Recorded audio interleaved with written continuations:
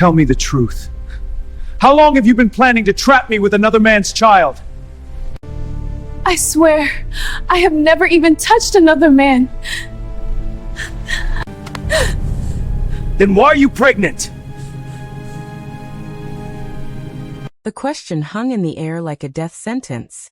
3 months earlier, Amara had stepped off a plane into Incheon International Airport with 2 suitcases, a work visa, and dreams bigger than Lagos could contain. The job posting had been simple: private English and Yoruba tutor for an elite Korean family. Good pay. Housing included. References required. What they didn't mention was that the elite family controlled half of Seoul's criminal empire. Amara's first night in Hanul City felt like stepping into a different universe.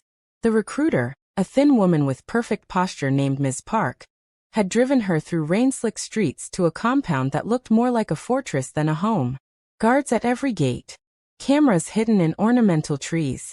Walls topped with decorative iron that Amara suspected was far from decorative. The family values discretion, Ms. Park had said, her English crisp and emotionless.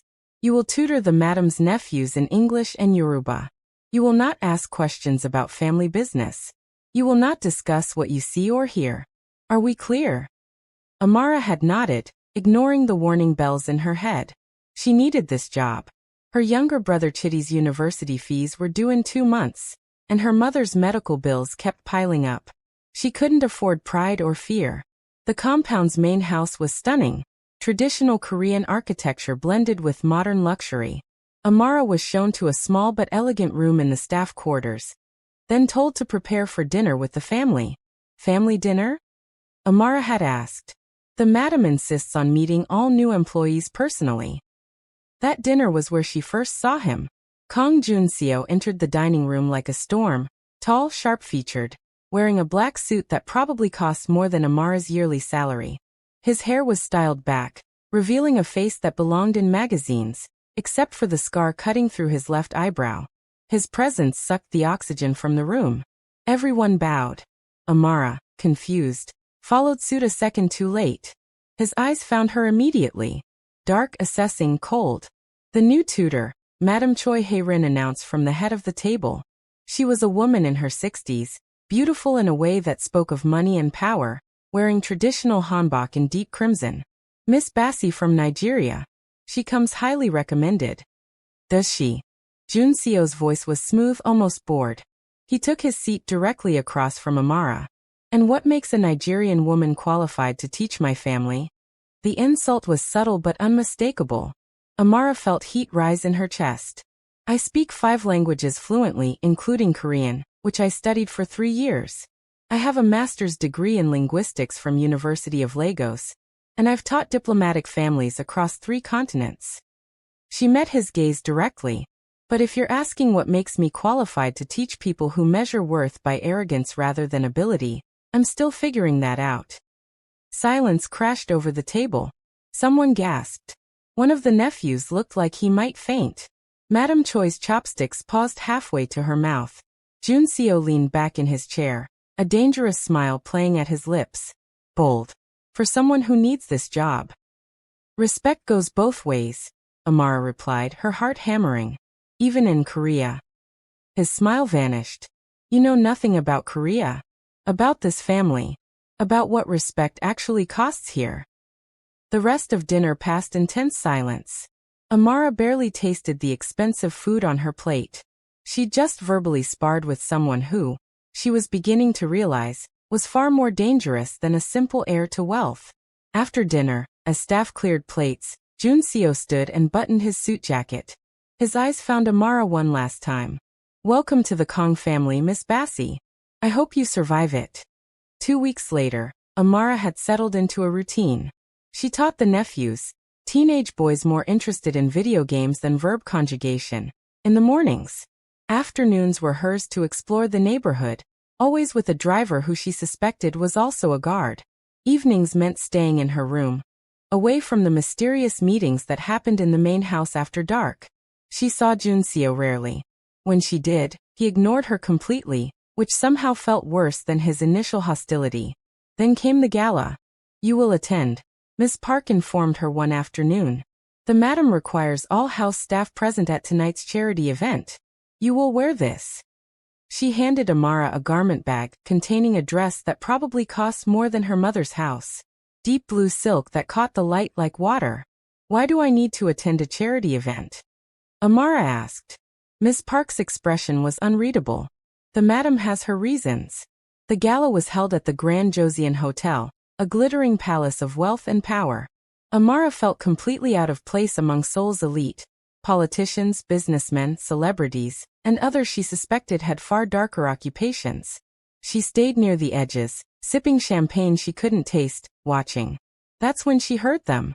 Two men in expensive suits, speaking in English, assuming no one around them understood. They stood near a decorative pillar, just meters from where Amara had positioned herself by a potted plant. Tonight during the auction, the taller one said, Park Min-jae's team will make the move. Kang won't see it coming. You're sure about the timing? Positive. The bastard will be dead before midnight. Amara's blood turned to ice. Kang. They were talking about Joon-Seo. She scanned the ballroom frantically. Found him across the room, talking to an older politician, looking bored and untouchable. He had no idea. Her mind raced. Should she tell someone? Who? The guards? What if they were in on it? What if she was wrong? What if this was just business talk she was misunderstanding? But that word, dead. Amara made a decision that would change everything. She crossed the ballroom, heart pounding, and walked straight up to Joon-Seo. He noticed her approach, his expression shifting from surprise to irritation. Miss Bassey. Lost. I need to speak with you. Privately. Now. The politician he'd been talking to raised an eyebrow. Joon-Seo's jaw tightened. I'm in the middle of. Someone is planning to kill you tonight. Amara whispered in Korean, low enough that only he could hear. During the auction. Please. For a microsecond, something flickered in his eyes. Then the mask returned. He smiled at the politician. Excuse me. Urgent business. He gripped Amara's elbow and steered her toward a private hallway, his fingers iron tight. Once they were alone, he released her and turned, his face carved from stone. Explain. Quickly. Amara told him everything she'd overheard. The names. The timing. The plan. Joon-Seo listened without interruption, his expression unreadable. When she finished, silence stretched between them.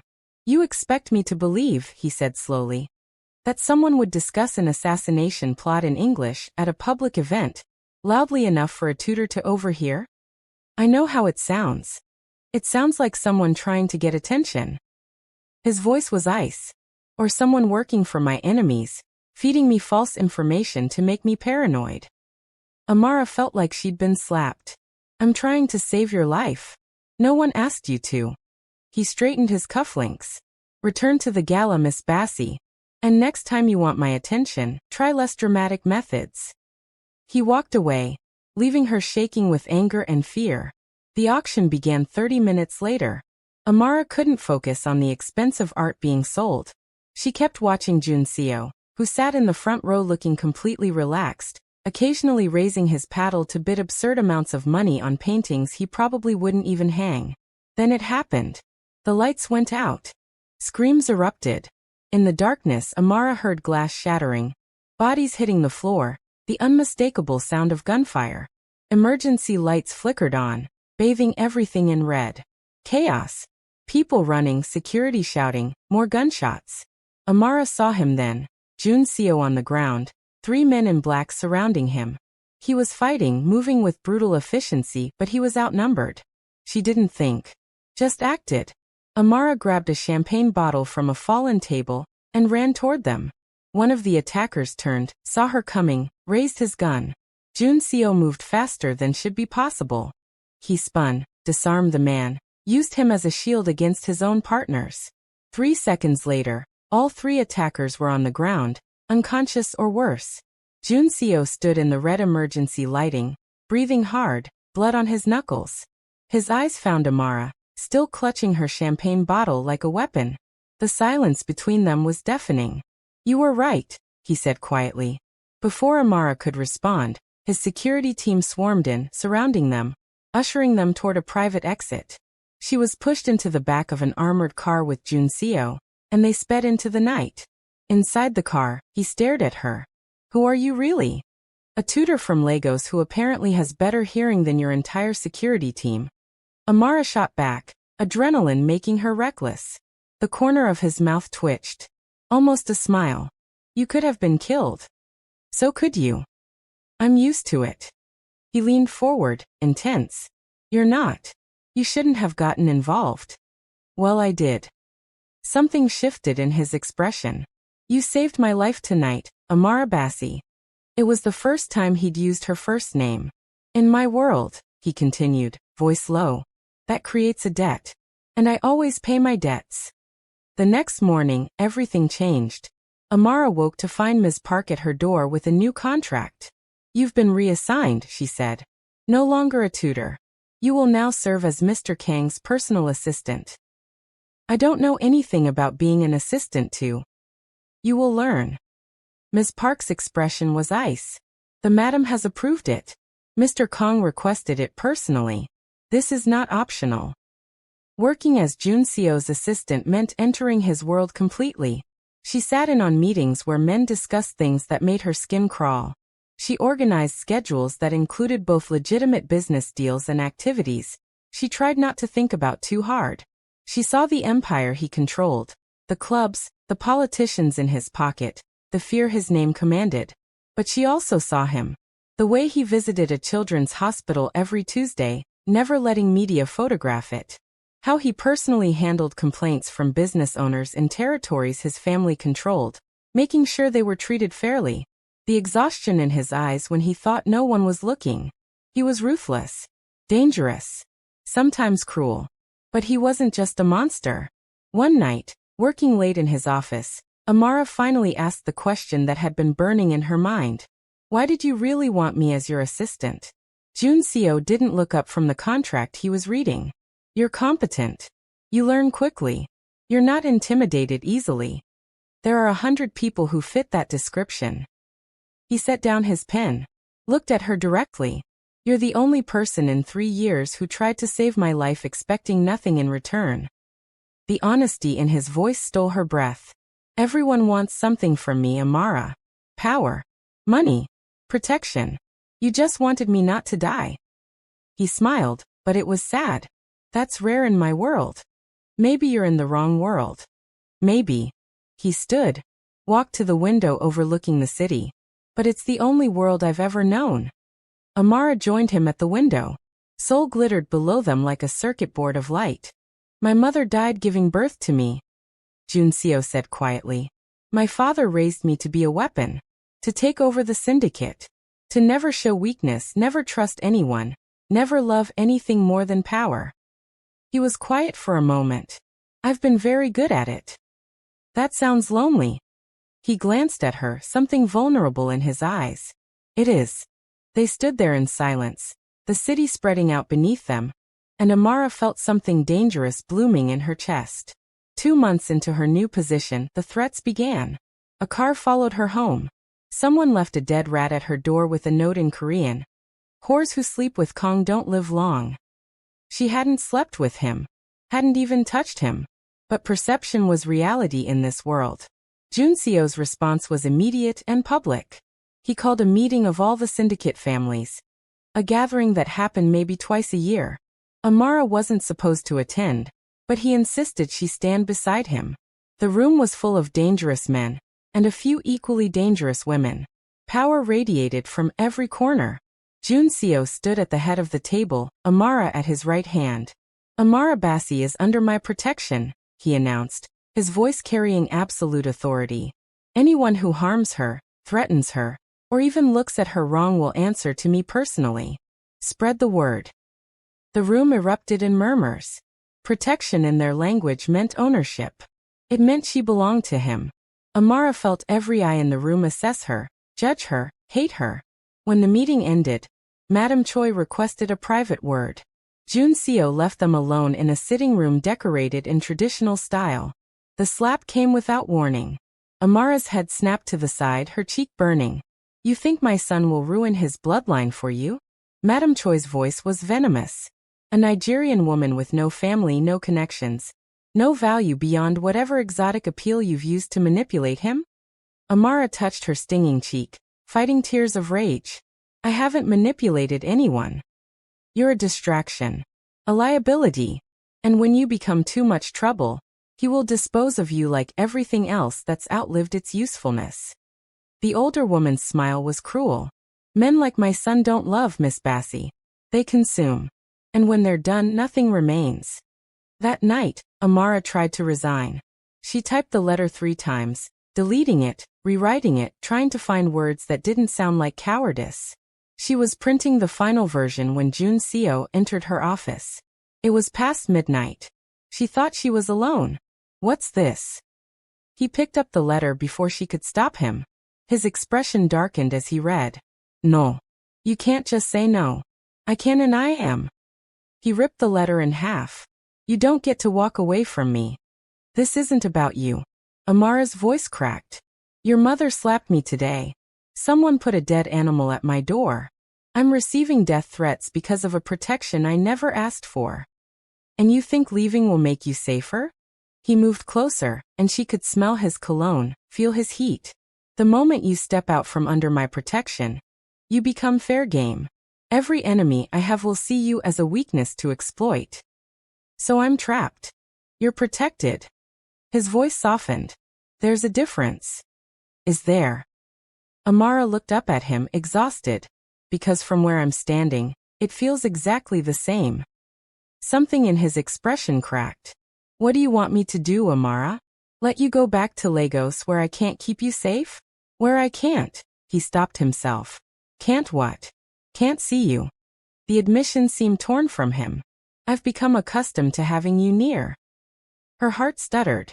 That's not enough, she whispered. I need more than accustomed. I need more than protection. I need. He kissed her. It wasn't gentle. It was desperate, consuming, months of tension exploding in a moment.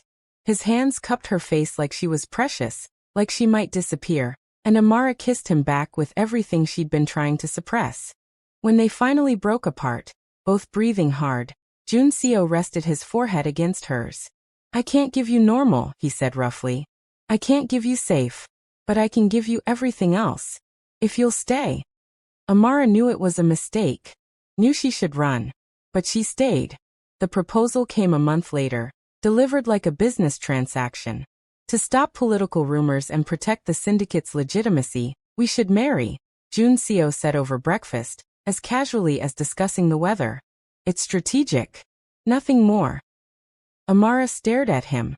You're joking. I never joke about business. Marriage isn't business. In my world, everything is business. He slid a contract across the table. Read it. We'll appear married publicly. Privately, we maintain separate lives. After 2 years, we divorce quietly. You'll receive a settlement that will secure your family's future for generations. Amara wanted to throw her coffee in his face. No. His expression didn't change. You didn't let me finish. I'll also handle your brother's university fees. Your mother's medical care. Any debt your family has, I'll clear it. That stopped her. You're bribing me into marrying you? I'm offering you a mutually beneficial arrangement. He leaned back, studying her. You need financial security. I need political legitimacy and the appearance of stability. This solves both problems. What about what I actually need? Amara's voice shook. What about love? Partnership? A real marriage? Something flickered in his eyes. Pain maybe. I can't give you those things. I don't know how. The honesty hurt more than any insult could. Amara thought about Chitty's last email, begging for money for textbooks. Her mother's latest hospital bill. The weight of responsibilities she carried an ocean away from home. She thought about the alternative. Leaving Seoul, leaving him, going back to Lagos to start over with nothing. If I agree, she said slowly, I need one promise. Name it. You don't lie to me. Ever. About anything. She met his eyes. If this is just business, I can accept that. But I need honesty. He extended his hand. Deal. They shook like business partners sealing a merger. When Amara told herself this was just a practical arrangement, she almost believed it. The wedding was a spectacle. Media everywhere. Politicians sending gifts. The syndicate families all in attendance, watching, judging. Amara wore white lace and felt like an imposter. Joon-Seo's vows were perfectly delivered lies about eternal love. Amara's were barely audible. When he kissed her for the cameras, it was chaste, appropriate. Nothing like the kiss in her office that still burned in her memory. The reception was torture. Congratulations from people who looked at her like she was dirt. Toasts that barely hid contempt. Madame Choi's frozen smile that promised consequences. When they finally arrived at Joon-Seo's private penthouse, now their penthouse, Amara was exhausted. "You'll sleep in the East Wing," he said, already loosening his tie. "I've had your things moved there. We won't need to see each other except for public events." The dismissal stung. "Of course," Amara replied, voice carefully neutral. "Strategic arrangement. Nothing more." He paused, something unreadable crossing his face. "It's better this way." "For who?" "For both of us." He walked toward his wing without looking back. "Good night, wife." Amara stood alone in the massive penthouse, still wearing her wedding dress, and wondered what the hell she'd just done. Weeks passed in careful distance. They appeared together at events, smiled for cameras, played the perfect couple. Behind closed doors, they were strangers sharing an address. Except for the moments when they weren't. Late nights when Joon-Seo came home injured from situations he wouldn't explain, and Amara wordlessly cleaned his wounds. Early mornings when they'd both reach for coffee at the same time, hands brushing, electricity arcing between them. Dinners they shared in silence that felt more intimate than conversation. The tension was unbearable. One night during a citywide blackout caused by a rival syndicate's attack, they found themselves trapped in the dark together. Emergency generators hadn't kicked in yet. The penthouse was pitch black. "Amara?" His voice came from somewhere to her left. "I'm here. Are you afraid?" She almost laughed. "Of the dark?" "No. Of whoever caused this blackout. Probably should be." She heard him move closer. "I won't let anything happen to you." "I know." Silence. Then so quiet she almost missed it.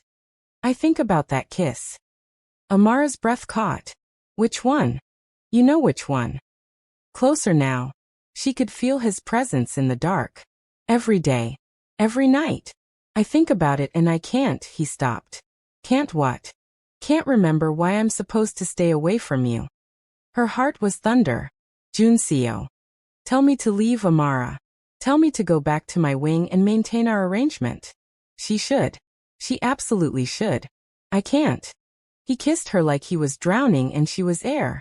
Amara kissed back with months of suppressed wanting, hands fisting in his shirt, pulling him closer.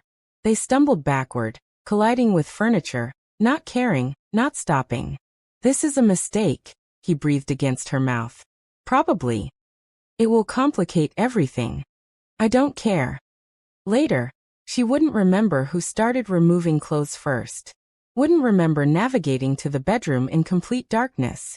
Would only remember the way he touched her like she was precious and breakable and entirely his. Would remember whispered confessions in Korean she pretended not to understand. Would remember feeling, for the first time since arriving in Seoul, completely safe. Amara woke to sunlight and an empty bed. On the pillow beside her, a note in Joon-Seo's handwriting. "Emergency meeting. Back tonight." Last night was. The sentence ended there unfinished, as if he couldn't find the words. She pressed the note to her chest and smiled. Maybe their arrangement had just evolved into something real. 3 weeks later, Amara collapsed during a charity event. One moment she was smiling at donors, the next the room was spinning. She heard Joon-Seo shout her name, felt his arms catch her, then nothing. She woke in a private hospital room, machines beeping softly. Joon-Seo sat beside her bed, still wearing his tuxedo from the event, looking like he'd aged 10 years. "What happened?" Her voice was rough. "You fainted. They're running tests." He gripped her hand tightly. "You're going to be fine." A doctor entered before she could respond. Young professional holding a tablet. "Mrs. Kang, congratulations. You're pregnant." The world stopped. Amara stared. That's impossible. The blood test is conclusive. Approximately 6 weeks. 6 weeks. Right around the time of the blackout. She looked at Joon-Seo. His face was stone unreadable. Give us a moment, he said to the doctor. When they were alone, silence pressed down like a weight. You said you were on birth control. Joon-Seo said finally, voice carefully controlled. I am. I never missed a dose. Amara's mind raced. This doesn't make sense. Doesn't it? Something cold entered his expression. How convenient. A contract marriage that becomes permanent because of an accidental pregnancy. The accusation hit like a slap. You think I planned this? I think people have done worse for less money.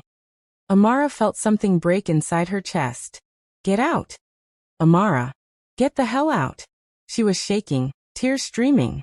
You promised not to lie. You promised honesty. And now you're accusing me of trapping you?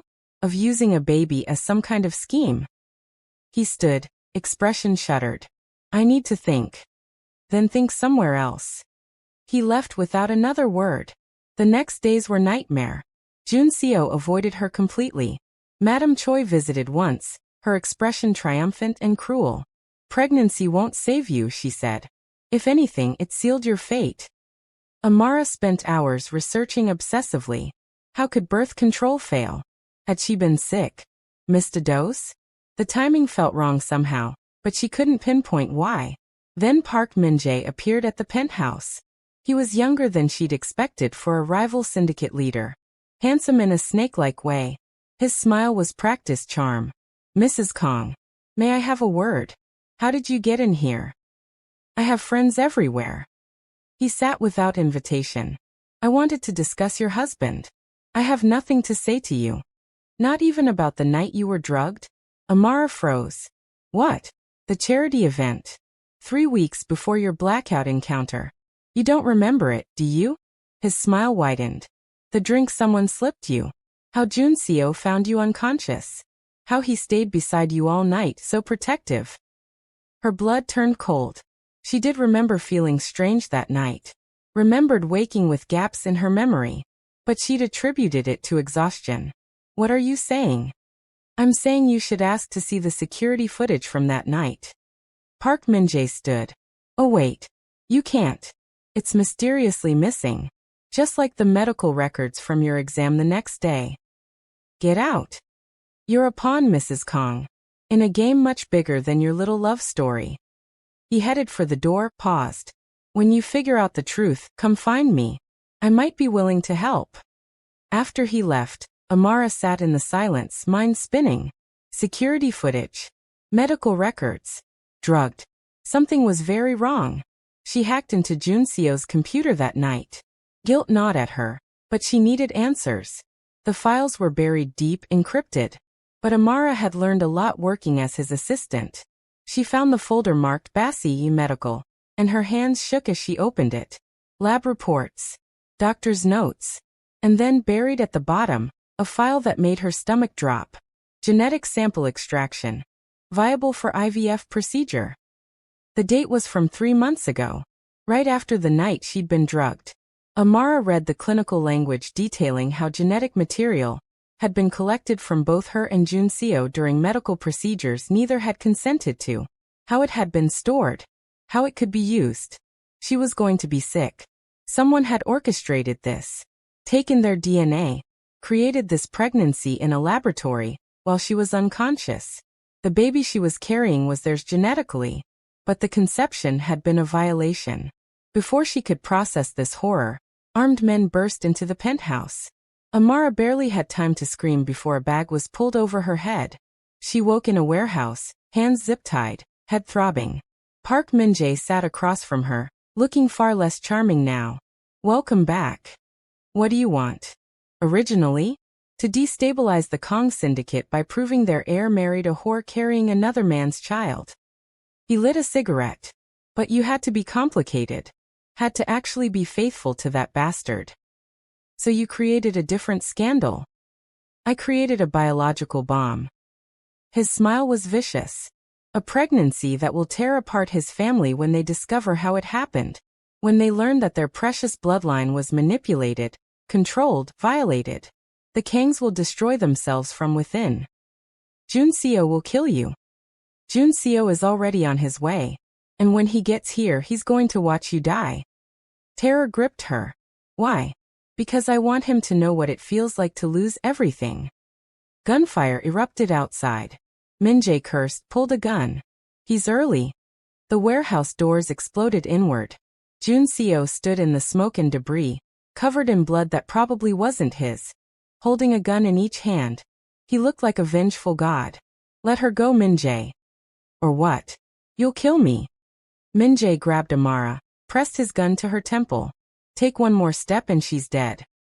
Joon-Seo stopped.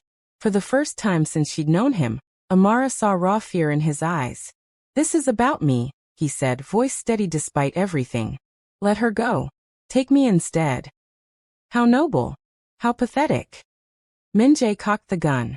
Say goodbye, Kang. Everything happened too fast. Joon-Seo moved. Min-jae fired. But Joon-Seo was already there, shoving Amara down, his body covering hers as bullets shredded the air where she'd been standing. She felt him jerk as a bullet found him. No. Amara's scream tore from her throat. Chaos. More gunfire. Joon-Seo's men swarming in. Min-jae being dragged away, still screaming threats. Then silence. Joon-Seo lay on top of her, breathing ragged, blood spreading across his shoulder. He'd taken the bullet meant for her. You idiot, Amara sobbed, hands pressing against the wound. You stupid. Are you hurt? His voice was weak but urgent. The baby. We're fine. You're the one who's bleeding. He smiled, actually smiled. Then it was worth it. Medics arrived. They tried to separate them. Amara refused to let go of his hand. I'm sorry, he whispered as they loaded him into an ambulance. For everything. For doubting you. For being too damaged to love you properly. You're not damaged. And you do love me properly. She kissed his bloody knuckles. You literally took a bullet for me, you dramatic bastard. His laugh turned into a cough. Stay with me. Please. Always. The penthouse. Then. Full circle back to the beginning. But now Amara understood. The scene she'd seen in her mind. Joon-Seo holding a gun, accusing her. It had been fear masquerading as anger. The terror of losing her after discovering what Min-jae had done. She stood by the window, watching rain hammer the glass. Behind her, Joon-Seo was on his phone, his injured shoulder wrapped but healing. He'd spent the last hour systematically destroying every piece of Min-jae's operation. The man would spend the rest of his life in a black site prison, if he was lucky. When he finished, he crossed to her, wrapped his arms around her from behind, one hand settling gently on her small bump. I was terrified, he admitted quietly. When I found those files. When I realized what he'd done to you. To us. I didn't know how to tell you. So you pushed me away instead. I'm very good at self-sabotage. He turned her in his arms. But I'm trying to be better. For you. For our child. Our child who was conceived in the world's most traumatic and unromantic way, Amara said wryly. But still ours. He kissed her forehead. Genetically, biologically, legally. And if you'll have me, emotionally. Are you asking me to stay married to you? For real this time. I'm asking you to let me love you the way you deserve. His dark eyes were open, vulnerable. No more contracts. No more distance. Just us. Amara pretended to think about it. The sex better be worth it. He log-kissed it, the sound genuine and free. I'll make it my life's mission. She him, soft and slow and full of promise. Behind them, neither noticed Madame Choi's car pulling up to the building. Inside her vehicle, the older woman made a phone call. The child must not be born, she said coldly. I don't care how you do it. But that Nigerian woman's baby will not inherit the Kang legacy. She hung up, staring at the penthouse windows where her son held the woman she'd grown to hate. In the penthouse, blissfully unaware, Joon-Seo placed his hand over Amara's growing belly. She covered his hand with hers. Can you feel it? She whispered. Not yet. Too early. I swear I can sometimes. Like a flutter. He knelt, pressed his ear to her stomach. Hello in there. Your mother is already making me insane. You're going to have your hands full. Amara laughed, running her fingers through his hair. We're going to be okay, aren't we? He looked up at her, and in his eyes she saw everything he couldn't always say out loud. Love, fear, hope, determination. We're going to be better than okay, he promised. A knock at the door made them both freeze. Joon-Seo stood slowly, every muscle tensing. His hand moved to the gun he kept hidden in the console table. Were you expecting someone? Amara asked. No. The knock came again. Harder this time. Joon-Seo motioned for Amara to move behind him. He crossed to the door, checked the security screen. His entire body went rigid. Who is it? Amara asked. He didn't answer. Just opened the door. His father stood in the hallway. Kang Tae-sung, the man who'd built the syndicate into an empire. The man who'd been in a medically induced coma for 6 months after an attempted coup. The man who was supposed to be dead. Hello, son, Tae-sung said. His voice was like gravel. His eyes found Amara. And you must be the woman who's caused so much trouble. He stepped into the penthouse, followed by 4 bodyguards. We need to talk, he continued. About your wife. About that child she's carrying. And about the future of this family. His smile was cold as winter. Because things are about to change. If you're loving this intense Afro-Korean romance where passion collides with danger, subscribe to Oyonel Afro-Korean Romance right now. Hit that like button, share this with someone who loves dramatic love stories that'll keep them on the edge of their seat. And drop a comment telling me where you're watching from, and what moment had you screaming at your screen. Your girl Amara and Joon-Seo need your support because trust me, this story is just getting started. Watch out for episode 2.